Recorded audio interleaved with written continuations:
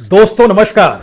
दोस्तों, जिस दौर में भारत के सामने सामाजिक, आर्थिक, सांस्कृतिक, राजनीतिक तमाम परिस्थितियों को लेकर कई सवाल हैं और शायद सबसे मुश्किल वक्त में भारत गुजर रहा है, उस देश के सामने कॉरपोरेट को लेकर, किसानों को लेकर, मजदूरों को लेकर, छात्रों को लेकर, नौकरशाही को लेकर, संवैधानिक संस्थानों को लेकर हर तरीके से इतने सवाल हैं कि उन सवालों का जवाब शायद राजनीतिक सत्ता दे नहीं पा रही है और इस देश की राजनीतिक विपक्षी पार्टियां इस दौर में सिर्फ और सिर्फ अपने होने का एहसास कराने भर के लिए संघर्ष कर रही है। ऐसे दौर में भारत के भीतर में सिर्फ एक आंदोलन चल रहा है और वो है किसान आंदोलन। और किसानी का मतलब भारत में बहुसंख्य तबके का जुड़ना है। किसान का मतलब भारत के भीतर में सबसे ज्यादा लोगों की 2 जून की रोटी की व्यवस्था कराने और शायद नौकरी या कहें किसानी से जुड़कर जिंदगी जीने की स्थितियां होती हैं। लेकिन इन सब के बावजूद भी किसान आंदोलन सिमटा हुआ है। इन सब के बावजूद भी संसद से 2 किलोमीटर दूर सड़क पर किसान संसद लगती है और उसमें स्पीकर और डिप्टी स्पीकर भी चुने जाते हैं और वो अपने तरीके से संसद की तर्ज पर 3 काले कानूनों को खारिज भी करते हैं। इन परिस्थितियों के अक्स तले क्या वाकई भारत में किसान आंदोलन, जो सबसे लंबी उम्र तक का आंदोलन समूची दुनिया में हो चुका है, वो आंदोलन कहीं भटक तो नहीं गया? या इस देश के भीतर में किसानों को अपनी ताकत का एहसास नहीं है?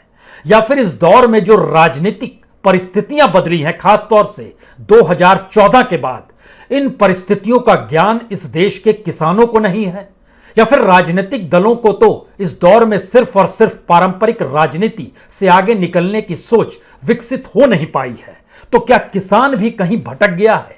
हमें लगता है कि आज एक ऐसे महत्वपूर्ण सवाल पर चर्चा की जाए जिसमें किसानों का आंदोलन इस देश में न सिर्फ राजनीतिक व्यवस्था को बदल सकता है, वो सक्षम है, लेकिन उसका रास्ता उस राजनीतिक सत्ता से टकराने का हो चला है जिस राजनीतिक सत्ता से टकराने के लिए वह राजनीति के प्यादे के तौर पर संसद भी लगाकर सड़क पर बैठता है और दिल्ली के चारों तरफ जो उसके बॉर्डर एरिया हैं वहां पर बैठकर आंदोलन को भी लगातार बीतते वक्त के साथ परिस्थितियों को जी रहा है।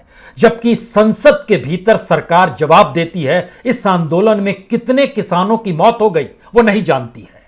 इस संसद के भीतर वो बार बार दोहराती है हम जो कानून लेकर आए हैं वह किसानों के रिफॉर्म के लिए है, इस देश के एग्रीकल्चर के रिफॉर्म के लिए है। और इतना ही नहीं, सुप्रीम कोर्ट कमेटी बनाती है, लेकिन उस कमेटी का क्या हुआ किसान कोई सवाल नहीं करता है।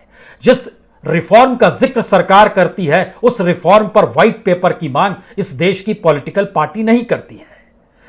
तो किसानों का आंदोलन जिस तर्ज पर इस देश के भीतर में होना चाहिए, और क्या एक लाइन में कहें कि अगर किसान सिर्फ इस देश के किसानों को ही जागृत कर दे राजनीतिक तौर पर, तो जिस संसद को संसद से 2 किलोमीटर की दूरी पे किसान संसद के नाम से यह देश देख रहा है, जान रहा है, उसके ठीक उलट 2 किलोमीटर की दूरी पर जो संसद लोकतंत्र के मंदिर के तौर पर बनी है, उस संसद के भीतर किसानों की संख्या कहीं ज्यादा हो नहीं सकती है क्या?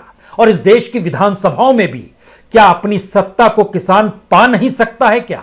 हमें लगता है कि आज वाकई उन तथ्यों को समझने की जरूरत है। किसान आंदोलन जिस दृष्टि से आगे बढ़ रहा है और किसान आंदोलन की जो अंदरूनी ताकत इस देश के भीतर में है, दोनों 2 रास्ते पर खड़ी है। क्योंकि सिर्फ किसानों को जगाने भर से किसान आंदोलन इस देश की सियासत को साध सकता है। पंचायतों के जरिए, ध्यान दीजिए, किसान आंदोलन ने अपने विस्तार की शुरुआत की थी। उस विस्तार के साथ इस बात का एहसास था कि क्या वाकई जिला स्तर पर और गांव के स्तर पर और पंचायत के स्तर पर किसान जागृत हो जाएगा। किसानों को सिर्फ किसानों को जगाना है, क्योंकि संख्या के लिहाज से अगर समझना शुरू कीजिएगा तो किसी भी पॉलिटिकल पार्टी को इस देश के भीतर में उतने वोट नहीं मिलते हैं जितने बड़ी तादाद में किसानों की संख्या इस देश में है। शुरुआत में ही हम राजनीतिक लकीर पकड़ते हैं, उसके बाद इस सिलसिले को आगे बढ़ाएंगे, क्योंकि जब आप इस बात को समझे, मसलन 2 राज्य को अगर आप ले लीजिए, दोनों राज्यों में चुनाव फरवरी में होने हैं उत्तर प्रदेश और पंजाब का चुनाव। उत्तर प्रदेश के भीतर में जो किसानों की संख्या है और जिन किसानों को किसान सम्मान निधि से जोड़ा गया है, उनकी तादाद 2,80,44,861 है। 2017 में बीजेपी को वोट मिले थे, जहां वो 312 सीट जीत पाई थी, उसकी संख्या थी 3,44,00,000। लेकिन किसान सम्मान निधि के मातहत जो किसानों के नाम दर्ज हैं, अगर उसके पूरे परिवार में हम तीन सदस्य माने और यह मानकर चलें कि उत्तर प्रदेश के भीतर में 2,80,00,000 किसानों के नाम जो जुड़े हुए हैं, 2,000 रुपए हर 3 महीने पर जो सरकार देती है, अगर उस परिवार में 3 सदस्य वोटर हैं, तो उस लिहाज से अगर आप देखना शुरू करेंगे तो तकरीबन 8.5 करोड़ किसान वोटर उत्तर प्रदेश में मौजूद हैं। किसानों को कोई संसद लगाने की जरूरत नहीं है, आज की तारीख में बॉर्डर पर बैठने की जरूरत नहीं है, उसको उस उत्तर प्रदेश और पंजाब को साधने की जरूरत है जहां सिर्फ किसानों से संवाद बनाना है। 8.5 करोड़ 8,50,00,000 किसान वोटर अगर उत्तर प्रदेश के भीतर है और वह सिर्फ किसान द्वारा खड़े गए उम्मीदवारों को ही वोट डालता है, तो बताइए उत्तर प्रदेश में किसकी सरकार बनेगी? क्योंकि 2017 के आंकड़े कहते हैं कि बीजेपी ने जो 312 सीटें जीती थी, उसको 3,44,00,000 वोट मिले थे। दूसरे नंबर पर जो समाजवादी पार्टी रही थी, उसको तकरीबन 1,89,000 वोट मिले थे। दूसरी तरफ बीएसपी को 1,89,00,000 समाजवादी पार्टी को और 1,92,00,000 बीएसपी को वोट मिले थे। कांग्रेस को 54 लाख वोट मिले थे। आरएलडी जो कि पश्चिमी उत्तर प्रदेश में कहती है कि हम किसानों के साथ अगर मिल गए और किसान हमारे समर्थन में खड़ा हो गया और यह पूरा का पूरा अगर समाजवादी पार्टी के साथ मिल गया तो समाजवादी पार्टी सत्ता में आ जाएगी। हमें लगता है कि किसानों को अब समझना होगा कि जो इस देश में सत्ता के लिए राजनीति करते रहे हैं, उन्होंने कभी किसानों का हित नहीं साधा है और पहली बार इस देश के भीतर में किसानों के सामने एक चुनौती भी है और शायद एक मौका भी है। क्या वह उत्तर प्रदेश के किसानों को सिर्फ जागृत कर सकते हैं? कुछ ना करें। सरकार द्वारा जारी की गई लिस्ट जो 2,80,44,000 किसानों को किसान सम्मान निधि में गांव दर गांव जोड़े हुए, उनसे संपर्क करें। उनके परिवार के मैक्सिमम 3 सदस्य तो होंगे ही वोटर, उस लिहाज से 8.5 करोड़ वोटर उनके दायरे में होंगे। उनसे सीधा संवाद करें और वह वोट अगर किसानों द्वारा खड़ी की गई पॉलिटिकल पार्टी या उम्मीदवारों के पक्ष में खड़े हो जाते हैं, तो बताइए उत्तर प्रदेश की विधानसभा में किसकी जीत होगी? और एक सच यह भी है कि उत्तर प्रदेश के भीतर में 2017 में भी तकरीबन 5.5 करोड़ वोटरों ने वोट नहीं डाले थे, सिर्फ 8.5 करोड़ वोटरों ने वोट डाले थे। तो एक बड़ी उम्मीद है, इसका मतलब है हाशिए पर पड़ा हुआ तबका वोट नहीं डाल रहा था। और जब उत्तर प्रदेश की राजनीति में ज्यादातर किसान है, तो किसानों को जागृत करने के अलावे किसानों को करने की और जरूरत क्या है?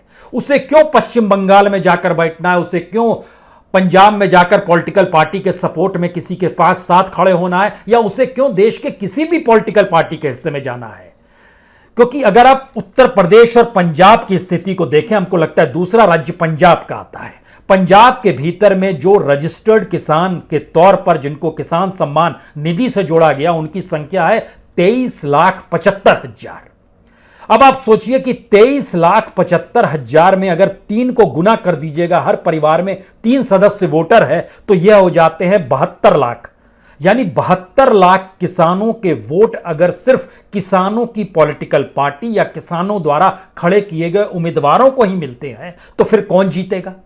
क्योंकि पंजाब के भीतर में 2017 को अगर आप देखिएगा तो कांग्रेस सत्ता में आई, जिसने 77 सीट हासिल की, लेकिन उसको वोट कितने मिले? उसको वोट मिले थे लगभग 59,45,000 और किसानों की संख्या वोटर के तौर पर 72 लाख। आम आदमी पार्टी को मिले थे 36 लाख वोट, अकाली दल को मिले थे 38 लाख वोट, बीजेपी को मिले थे 8 लाख वोट।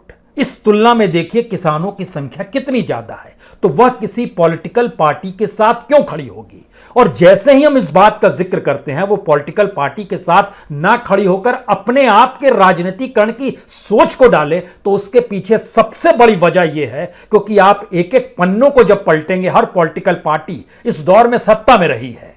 आपके जहन में यह सवाल आना चाहिए कि गुजरात के मुख्यमंत्री के तौर पर नरेंद्र मोदी जब कंज्यूमर कमेटी के चेयरमैन हुआ करते थे तो उन्होंने एक पत्र उस वक्त मनमोहन सिंह को लिखा था और उसमें लिखा था कि एमएसपी को कानून बनाने की जरूरत है। और आज की तारीख में जब वो प्रधानमंत्री बन गए तो वो कहते हैं कि एमएसपी को कानून बनाने का मतलब है 2 लाख करोड़ से ज्यादा का बोझ सरकार पर आ जाएगा और हम देने को तैयार नहीं है। तो क्या जब वो लेटर लिख रहे थे बतौर मुख्यमंत्री और मनमोहन सिंह को प्रधानमंत्री को भेज रहे थे तब वो नहीं जानते थे? क्या इतनी अज्ञानता थी? नहीं थी अज्ञानता। इसका मतलब है कि हर समुदाय तबके को और खासतौर से किसानों की भावनाओं को पॉलिटिकल पार्टी अपने जीत का हथियार बनाती है। किसानों को अब यह समझना होगा कि उन्हें सिर्फ किसानों को जागृत करना है, छोड़ दीजिए दूसरे तबकों को जागृत करना, भूल जाइए। क्योंकि अगर इस देश के भीतर में किसानों के हक के सवाल है तो हम एक दूसरा सवाल आपके सामने रखते हैं। अगर किसानों ने पश्चिम बंगाल के चुनाव में ममता की जीत में कहीं बहुत बड़ी जिम्मेदारी निभाई तो क्यों ममता बनर्जी किसान आंदोलन में से किसी नेता को राज्यसभा में नहीं भेजती हैं? वो एक नौकरशाह को भेजने पर क्यों तैयार हो जाती है? और तो और जब किसानों के मंच पर आकर यशवंत सिन्हा बतौर टीएमसी के नेता आकर बैठते हैं तो आप उस दौर में चले जाइए जब वो मंत्री थे, एनडीए के दौर में, जब अटल बिहारी वाजपेयी की सरकार थी। उस दौर में किसानों को लेकर कौन सी पॉलिसी अपनाई गई और इकोनॉमिक रिफॉर्म जिस रफ्तार से चल रहा था, क्या वो किसानों के हक में था? यकीनन नहीं था। यानी हमारे यहां का पूरा पॉलिटिकल सिस्टम जिसमें जो विपक्ष रहता है वो खोज करता है अपने करप्शन और अपने क्रिमिनलाइजेशन को ढकने के लिए उस ईमानदार आंदोलन को सामने लाकर खड़ा करता है और पीछे खड़ा हो जाता है। और आंदोलन के लोग हमेशा ये सोचते रहे हैं कि दरअसल पॉलिटिकल पार्टी हमारे साथ है तो हमको पार्लियामेंट के भीतर या विधानसभा के भीतर हमारे अनुकूल कानून जरूर बन जाएगा। लेकिन शायद 2014 के बाद से भारत की राजनीति बदल चुकी है, इस बात को जहन में रखिए। और इस देश की कोई पॉलिटिकल पार्टी आपको ईमानदार नहीं मिलेगी, कोई नेता आपको ईमानदार नहीं मिलेगा, कोई भी पॉलिटिकल पार्टी के कंधे पर करप्शन और अपराध का बोझ नहीं हो, ऐसा हो नहीं सकता है। और इस दौर में जिस लिहाज से मोदी सरकार ने इकोनॉमिक पॉलिसी को अपनी सत्ता से जोड़ा है उसमें तो कॉर्पोरेटाइजेशन जो है वो अब सीधे एग्रीकल्चर को अपने हाथ में लेने को तैयार है। आप कहेंगे हमने काले कानून के खिलाफ संसद तक लगा दी, किसान संसद, पार्लियामेंट के बाहर बैठकर। लेकिन इस दौर में क्या आपने महसूस किया? इस दौर में इस देश की मंडियों को खत्म किया जा रहा है। क्या आपने इस दौर में महसूस किया कि सरकार एमएसपी पर कितना अनाज खरीद रही है? उस अनाज को खरीदने से कितने किसानों को लाभ हो रहा है? और जिस अनाज को नहीं खरीदती है उसकी एवज में किसानों की स्थिति क्या है? और अगर नहीं खरीदती है तो वो कौन सा अनाज खरीदने की दिशा में बढ़ रही है? और उस अनाज की जरूरत किस कॉरपोरेट को है? उसका अपना बिजनेस धंधा किस अनाज से जुड़ा हुआ है? इस पूरे प्रोसेस में आइएगा तो आपको कोई बहुत दूर जाने की जरूरत नहीं है। आप बार बार नाम लेते हैं अडानी का, लेकिन क्या आपको इसकी जानकारी है कि अडानी के गोडाउंस पंजाब के मोगा में भी बन रहे हैं, कैथल में बन चुके हैं जो हरियाणा में आता है, और पानीपत में बन रहा है। आप कहेंगे वहां बीजेपी की सरकार है, लेकिन पंजाब में तो कांग्रेस की सरकार है। पश्चिम बंगाल के भीतर अब वो अपने सुलह हाउस बनाने को तैयार कर रहा है। एक लंबी फहरिस्त है। तमिलनाडु में किसकी सरकार है? तमिलनाडु में डीएमके की सरकार है, जो कि इस दौर में बिल्कुल एनडीए से हटकर है, यूपीए के साथ है या कांग्रेस के साथ है। फिर भी तमिलनाडु में भी अडानी अपने गोडाउंस बना रहे हैं। महाराष्ट्र में किसकी सरकार है? शिवसेना की सरकार है। न्यू मुंबई में बनने वाले हैं अडानी के गोडाउंस, उसके लिए वो रास्ता साफ हो चला है। यानी आप चीजों को रोकेंगे नहीं और आप पैरेलल में उस राजनीति को अपने साथ खड़े होने पर अपने सीने पर तमगा ठोक लेंगे कि अब देखिए हमारा आंदोलन सफल हो चला है। हमें लगता है इस पूरी राजनीति की उस परिभाषा को समझना होगा जहां पर जो भी सत्ता में जब भी आएगा वो किसानों के अनुकूल नहीं रहेगा। और पहली बार अगर 7-8 महीने से इस देश में किसान आंदोलन चल रहा है और उस किसान आंदोलन में 600 से ज्यादा किसानों की मौत हो गई, और उस मौत को भी पार्लियामेंट में कहते हैं कि हमको जानकारी नहीं है कितनी मौत हुई। हालांकि हरियाणा सरकार ने कहा 68 मौत हुई, जिसमें 42 या 45 मौत पंजाब में हुई, बाकी हरियाणा के किसान थे। उसमें भी उसने जानकारी दी कुछ एक्सीडेंट से मरे, सिर्फ 2 ने खुदकुशी की, बाकियों का हेल्थ खराब था इसलिए उनकी डेथ हो गई, उनकी मौत हो गई। यानी इस परिस्थिति में, और दूसरी स्थिति देखिए जो कॉरपोरेट के साथ मिलन है, हमको लगता है आज इसे भी समझने की जरूरत है। और जो ये मानकर चलते हैं कि सरकार ने इस दौर में क्या कुछ किया है, हमको लगता है उस डॉक्यूमेंट को भी आपको जरूर देखना चाहिए कि इतनी बड़ी तादाद में, क्योंकि किसान अपने तौर पर कह रहे हैं कि मंडी सिस्टम खत्म किया जा रहा है। जो फंक्शनिंग थी और जो टैक्स वसूली होती थी वो मंडी को खत्म करने की स्थिति में अब सरकार आना चाहती है, क्योंकि एक पैरेलल सिस्टम वो क्रिएट कर रही है। तो आंदोलन चल रहा है 3 काले कानून के तहत, जिसमें 3 बातें सबसे बड़ी, जमाखोरी करेगा तो कौन? कॉरपोरेट करेगा। किसान कौन सी खेती को उपजाए ये तय करेगा तो कॉरपोरेट करेगा। बाजार में जिस कीमत पर वो बेचना चाहे, लेकिन जिस भी कीमत पर वो किसान को पैसा देगा यह भी तय पैसा लगाने वाला करेगा। अगर इस स्थिति के भीतर में आप देखना शुरू करें तो हमें लगता है कुछ बातों को आपको समझना चाहिए, क्योंकि जो डॉक्यूमेंट हमारे पास है वो बहुत साफ तौर पर बतलाते हैं कि इस दौर में जो मंडी रजिस्ट्रेशन ई-नैम के नाम है वो लगभग 1000 मंडियां हैं एपीएमसी के तहत। उसमें उत्तर प्रदेश में 125 मंडी है, 37 मंडी पंजाब के भीतर में है जो एपीएमसी के तहत है। और जिन लोगों के रजिस्टर्ड ट्रेडर्स के नाम है वह उत्तर प्रदेश में 34,743 है, पंजाब में 2,332 है। जो लाइसेंस स्टेट से इशू किए गए यूनिफाइड लाइसेंस जिसको कहते हैं हम लोग, वह 110 उत्तर प्रदेश में है और 1 पंजाब में है। यानी कुल मिला के इस देश के भीतर में रजिस्टर्ड ट्रेडर्स जो हैं वह लगभग 1,70,000 के लगभग है। इतनी बड़ी तादाद में भी आप चीजों को मैनेज नहीं कर पा रहे हैं, यानी किसानों को मैनेज करना और किसान से जुड़ी जो स्थितियां हैं उसको मैनेज करना। और इसीलिए किसान जब आंदोलन की दिशा को जिले स्तर और गांव के स्तर पर ले जाएगा तब उसे अनाज की खरीद के सिस्टम को भेदना है। अपने आंदोलन को आपको इस रूप में चलाना ही होगा जहां वो एक समानांतर व्यवस्था विकसित कर सके, क्योंकि छोटे व्यापारी, किराना दुकान जो एक पीडीएस का पूरा सिस्टम है, उसके पैरेलल में जब तक आप छोटे व्यापारी और किराना दुकान को डेवलप नहीं करेंगे तब तक आंदोलन की रूपरेखा के साथ वह लोग खड़े नहीं हो पाएंगे जो खेती और अनाज के बिजनेस से जुड़े हुए हैं। और ऐसे में बड़े प्लेयर्स आएंगे और सब चीज हड़प कर ले जाएंगे। तो आंदोलन अपनी जगह है, सिस्टम अपनी जगह है। सुप्रीम कोर्ट की अपनी जो बनाई गई कमेटी है वह भी बेकार साबित हो गई। सुप्रीम कोर्ट चुप रहा क्योंकि वह सत्तानुकूल है। यानी अनाज की खरीद इस दौर में सिमट रही है। सरकारी खरीद ही किसान का अगर आधार है और खरीद पर ही अगर किसान टिका हुआ है तो फिर अनाज के लिए आपने एक पैरेलल सिस्टम बनाने की दिशा में बढ़ना होगा। यानी किसानों को डेवलप करने की परिस्थिति में आप कैसे लेकर आए। और सरकार ने आंदोलन के समानांतर अपनी व्यवस्था को इस दौर में मजबूत करने में कोई कोताही नहीं बरती है, लेकिन किसान ये नहीं समझ पा रहा है कि सरकार के समानांतर किसान अपने सिस्टम को कैसे मजबूत करे। जब आप किसानों का आंदोलन कहते हैं तो किसान सिर्फ किसानों को ही समझाए, उसी को डेवलप करे, यह जरूरी है। इसीलिए जब हम 2-3 बातों का आपसे जिक्र करते हैं कि सरकार से पूछिए कि आपने जो रिफॉर्म लेकर आए हैं वो कैसे लाभदायक है, इसका कोई व्हाइट पेपर हमें दे दीजिए। और जो कृषि मंत्री कहते हैं काले कानून में हम कुछ बदलाव ला देंगे, वो कौन से बदलाव लाएंगे, लिख के लाइए। सुप्रीम कोर्ट से सवाल करें, आप जो कमेटी बनाए थे उस कमेटी का क्या हुआ। यानी इस पूरी प्रक्रिया के भीतर में जब कोई सीएम सवाल उठाता है पीएम बनने के लिए, जब कोई विपक्ष सवाल उठाता है सत्ता में आने के लिए, और उस सत्ता का बदलाव इस देश के भीतर में होता है, लेकिन किसानों की स्थिति जब जस की तस होती चली जाती है, तब ऐसे में अगला सवाल आता है कि इस देश के भीतर में जब आप अडानी और अंबानी का नाम लेते हैं तो उसके सच को भी आपको जानना चाहिए। इस देश के भीतर में अडानी आज की तारीख में एग्रीकल्चर लॉजिस्टिक का बिजनेस कर रहे हैं, इंडस्ट्रियल लैंड का बिजनेस कर रहे हैं, जो सीधे सीधे एग्रीकल्चर लैंड कैसे कन्वर्ट होता है। नेशनल रिसोर्स का वो बिजनेस कर रहे हैं जो सीधे सीधे एग्रीकल्चर की जमीन से जुड़ा हुआ है। फ्रूट्स का बिजनेस सबसे बड़ा कर रहे हैं। एडिबल ऑयल और फूड प्रोडक्ट्स का वो बिजनेस कर रहे हैं, सीधे सीधे एग्रीकल्चर से। वाटर, एनवायरमेंट, लॉजिस्टिक, सब का वो बिजनेस कर रहे हैं जो एग्रीकल्चर से जुड़ा हुआ है।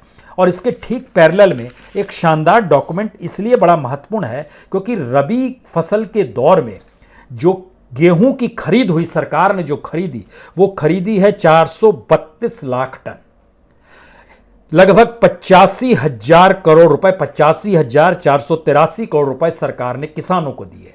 लेकिन इस देश भर के कुल कितने किसान थे? किसानों की संख्या सिर्फ 49,07,000 थी। यानी 49,07,000 किसान इस देश के लगभग 9.5 करोड़ किसानों में से, जिनको सरकार किसान सम्मान निधि देती है, उसमें से सरकार जिनसे अनाज खरीद पाई उनकी संख्या 50 लाख भी नहीं है। अब आप इन 50 लाख को थोड़ी देर के लिए छोड़ दीजिए, फिर भी आपके जहन में आएगा लगभग 9 करोड़ किसान तो बच गए इस देश के भीतर में, जिनकी खरीद सरकार नहीं बढ़ी एमएसपी पर, तो उन्हें भी आप सक्रिय कर दीजिए। और राज्यों के लिहाज से जब आप समझना करेंगे तो इस देश के भीतर में कोई ऐसा प्रदेश नहीं है जहां किसान आंदोलन सिर्फ किसानों को समझा दे कि जब तुम्हारी सत्ता विधानसभा और पार्लियामेंट के भीतर होगी तो फिर तुम्हारे अनुकूल सिस्टम चलेगा। और जब आप पॉलिटिकल पार्टी की हिस्सेदारी में आ जाते हैं तो आपके पास सिवाय इसके उस पॉलिटिकल पार्टी से बार्गेनिंग करने के लिए आंदोलन को तेज करना या दूसरी पॉलिटिकल पार्टी जो विपक्ष में रहती है उससे मदद मांगने के अलावा कोई रास्ता नहीं बचता है। हमें लगा कि इसके आगे की परिस्थितियां भी आपको देखनी चाहिए। यह इसलिए देखनी चाहिए क्योंकि जब आप जिक्र अडानी का करते हैं तो हमने निकालना शुरू किया कि अडानी ने इस दौर में तमाम राज्यों में पैसा, राज्यों के मुख्यमंत्री में जो राहत कोष होता है उसमें पैसा डालना शुरू किया। आप करेंगे उसमें भी पैसा डाला जी। पीएम केयर में अडानी ग्रुप 100 करोड़ देता है तो झारखंड में अगर वो पावर प्रोजेक्ट बना रहा है तो वहां भी 1 से 5 करोड़ के बीच में दे देता है। महाराष्ट्र के मुख्यमंत्री को भी 1 करोड़ रुपए दे देता है, झारखंड के भी मुख्यमंत्री को दे देता है, कर्नाटक के मुख्यमंत्री को भी देता है और केरल के मुख्यमंत्री को भी देता है। अब आप ध्यान दीजिए वह सारी चीजों को कैसे मैनेज कर रहा है। आप अगर विरोध करते हैं तो आप पैसा क्यों लेते हैं उससे, राहत कोष के भी नाम पर? और अगर आप विरोध कर रहे हैं इस प्रोसेस में आकर कि जहां आपको लगता है कि वह सत्ता के अनुकूल है और आपके हित में नहीं है, तब अगला सवाल यह आता है कि आप दरअसल उसको स्पेस देते जा रहे हैं। हम आपको बताते हैं 100 करोड़ रुपए अडानी ने दिए इस दौर में प्राइम मिनिस्टर के पीएम केयर फंड में, 5 करोड़ गुजरात के मुख्यमंत्री को दिए चीफ मिनिस्टर रिलीफ फंड में, 5 करोड़ केरल के मुख्यमंत्री को दिए चीफ मिनिस्टर रिलीफ फंड में, 1 करोड़ झारखंड के मुख्यमंत्री को दिया चीफ मिनिस्टर रिलीफ फंड में, 1 करोड़ महाराष्ट्र के मुख्यमंत्री को दिया चीफ मिनिस्टर रिलीफ फंड में, 2 करोड़ आंध्र प्रदेश के मुख्यमंत्री को दिया चीफ मिनिस्टर रिलीफ फंड में। अब आप ध्यान दीजिए, केरल में चूंकि पोर्ट्स हैं तो पोर्ट का जो उनका अपने ऑर्गेनाइजेशन है, जो पोर्ट का जो बिजनेस कर रही है जो कंपनी, उसने 5 करोड़ केरल को दिया। झारखंड के भीतर में अडानी पावर ने 1 करोड़ रुपए डोनेशन दे दिया और अडानी पावर वहां पर गोड्डा में जो पावर प्रोजेक्ट बना रहा है तो दिखाने के लिए झारखंड मुक्ति मोर्चा सरकार विरोध करेगी लेकिन पैसा उसी से लेगी। ठीक इसी तरीके से महाराष्ट्र के भीतर में उसने 1 करोड़ दे दिया शिवसेना सरकार को, जो मौजूदा वक्त में समर्थन कांग्रेस का है, समर्थन एनसीपी का है। तो ये तमाम पॉलिटिकल पार्टीज और कॉरपोरेट, इनका बिजनेस के भीतर में कहीं किसान नहीं आता है। तो किसान अपने आंदोलन के रुख को समझे और उसका काम सिर्फ इस देश के भीतर में उस आंदोलन को डेवलप करना है जिस आंदोलन के जरिए वो इस बात को समझ सके कि क्या वाकई इस देश के भीतर में अगर किसानों को जागृत कर दिया जाए और किसानों को जागृत करने के साथ उनका राजनीतिकरण किया जाए और राजनीतिक तौर पर उन्हें जागृत किया जाए तो यकीन मानिए उत्तर प्रदेश चुनाव भी किसान जीत सकता है और पंजाब चुनाव भी जीत सकता है। इतनी बड़ी तादाद इनकी किसानों की यहां पर मौजूद है। फिर भी आप उस चकरगिन्नी में फंस गए और ये सोचते हैं कि हम संसद से 2 किलोमीटर दूर बैठकर एक प्रस्ताव पारित कर रहे हैं और लोग ताली बजा रहे हैं। तो ये सिवाय इसके पार्लियामेंट के भीतर भी हमने बार बार कहा है 192 सांसद अक्रॉस द पार्टी ऐसे हैं जो अपने पेशे में अपने उसमें किसानी लिखते हैं, लेकिन वह किसान नहीं है, अब वो सांसद है। तो क्या इन किसानों में इतना नैतिक बल आएगा जहां पर ये सोचेंगे कि हम वाकई इस देश की राजनीति को बदलने निकल चलें? क्योंकि इस आंदोलन की धारा इस देश की राजनीति को बदलने की जब तक नहीं सोचेगी तब तक वह राजनीति के हथकंडे बने रहेंगे, औजार बने रहेंगे, प्यादे बने रहेंगे या फिर उनके आंदोलन और संघर्ष के भावनात्मक तौर पर एक्सप्लॉइट किया जाएगा। शायद इस पूरे बिजनेस के बीच में आखिरी बात जो सबसे महत्वपूर्ण है, क्योंकि डाटा जब बताने लगे तो हमने देखना शुरू किया इस देश के भीतर में जिन जिन राज्यों में चुनाव हो रहे हैं उन तमाम राज्यों में हमने देखा, चाहे वो उत्तराखंड हो, चाहे वो हिमाचल प्रदेश हो, चाहे वो मणिपुर हो, सब जगहों पर अगर किसान जागृत हो जाए और गुजरात में भी अगर किसान जागृत हो जाए तो उसकी अपनी पॉलिटिकल पार्टी उसे तय करनी है, उम्मीदवार अपने तय करने हैं और उनके द्वारा तय किए गए उम्मीदवारों को अगर सिर्फ किसान वोट दे दे तो फिर यकीन जानिए उतनी ज्यादा बड़ी तादाद में किसी भी पॉलिटिकल पार्टी की इतिहास में जीत नहीं होगी जो किसानों की जीत हो जाएगी। और फिर आखिरी बात, जिस अडानी का जिक्र करते हैं वह मोगा पंजाब में गोडाउन्स बना चुका है, कैथल में बना चुका है, पानीपत में बनाने वाला है, नवई मुंबई में पूरा हो चला है, चेन्नई में पूरा हो चला है, कोलकाता में पूरा होने की स्थिति में, कोयम्बटूर में पूरा होने की स्थिति में है। इन तमाम जगहों पर ध्यान दीजिए तो सरकार बीजेपी की नहीं है, बीजेपी की सरकार कर्नाटक में है, तो बेंगलुरु का अलग मसला है। लेकिन लगभग 5,75,000 मीट्रिक टन अनाज वह अपने गोडाउन में रखने की स्थिति में है। फ्रूट का एक्सपोर्ट वो जो कर रहा है वो चाइना में, ऑस्ट्रेलिया में, न्यूजीलैंड में, कनाडा में, यूएसए में, यूरोप में, चिली में, साउथ अफ्रीका में, और हिमाचल प्रदेश के 17,000 एप्पल ग्रोअर्स को अपने साथ खड़ा कर चुका है जो एडिबल ऑयल बनाता है, जिस पाम ऑयल का भी जिक्र होता है।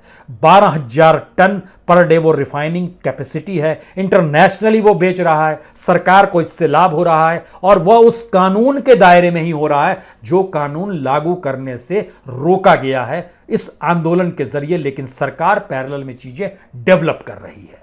समझना किसान आंदोलन को है, समझना किसानों को है। किसान भी अगर आंदोलन करते समय सांसदों की तर्ज पर और मौजूदा वक्त के करप्ट और क्रिमिनल वाले पार्लियामेंट के भीतर बैठे हुए जिसमें 215 सांसद दागी हैं, यानी हर दूसरा तीसरा सांसद दागी है, उसकी तरह बिहेव करेंगे और सोचेंगे वहां से कोई आवाज उठेगी तो फिर यह पूरा का पूरा समझना होगा सिस्टम को। क्योंकि अंदर बैठे हुए स्पीकर और डिप्टी स्पीकर जब किसान के हक में आवाज उठती है तो उसे दबाने में लग जाते हैं। तो आप बाहर डिप्टी स्पीकर और स्पीकर बनकर चाहे जो भी शोर मचा लीजिए, लेकिन इस देश के किसानों को जब तक किसान आंदोलन नहीं जागृत करेगा तब तक कभी आपको आरएलडी की गुलामी करनी है, कभी समाजवादी पार्टी की, कभी शरद पवार की जो कि एग्रीकल्चर मिनिस्टर रहते हुए भी कुछ नहीं कर पाए, और तमाम पॉलिटिकल पार्टीज जो आपके जहन में आती है सबका नाम ले लीजिए। हिचकिए मत, आंदोलन बड़ा करने की कुवत भी है, ताकत भी है, विजन चाहिए और उसका विस्तार इस देश में सिर्फ किसानों को जागृत करके परिस्थितियों को बदलने की परिस्थिति में ले आकर खड़ा कर दीजिए। देखिए इस देश का हर कोई किसानों के साथ होगा। बहुत बहुत शुक्रिया, बहुत बहुत शुक्रिया।